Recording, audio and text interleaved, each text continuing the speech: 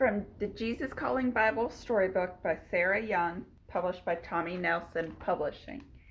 Easter Sunday. God's big plan wasn't done yet. Some people still doubted that Jesus was God's son. Even his friends weren't sure. You see, Jesus had told people that 3 days after he died, he would live again. Jesus' friends laid his body in a tomb. The Roman soldiers came and sealed the tomb shut with a huge stone so that no one could get in and take Jesus' body. Then they guarded the tomb day and night. Those who hated Jesus figured he was dead and this was the end.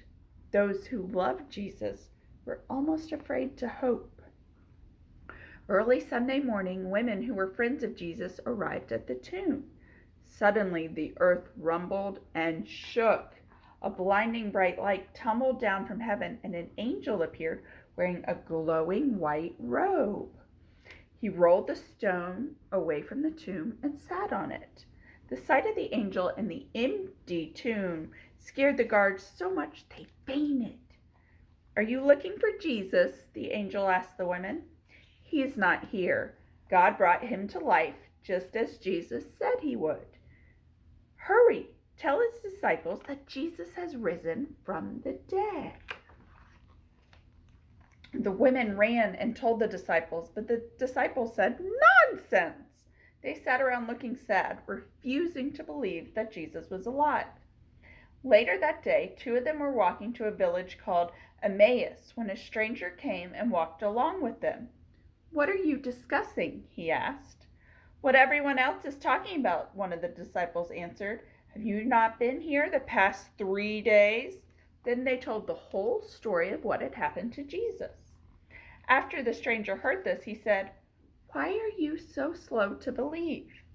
He reminded them of everything the prophets had written about Jesus, and especially the part where Jesus would come back to life. When they got to Emmaus, the disciples invited the man to have supper with them. He sat at their table, took some bread, blessed it, and broke it. Then he passed it to them. That's when they realized they knew him. "Lord Jesus," they cried out, "it's you." Then suddenly Jesus disappeared. They found the other disciples and told them what had happened. "He's alive," they agreed. "Our Lord Jesus lives." See him? Okay, this is what Jesus has to say to us today. Jesus calling. Jesus is not here. He has risen. "My power is stronger than death. I rose from the dead. I became alive again. If you believe in me and ask me to come into your heart, heaven is your future home. You will live with me forever, even when your life on earth is over. This is the best gift anyone could ever give you."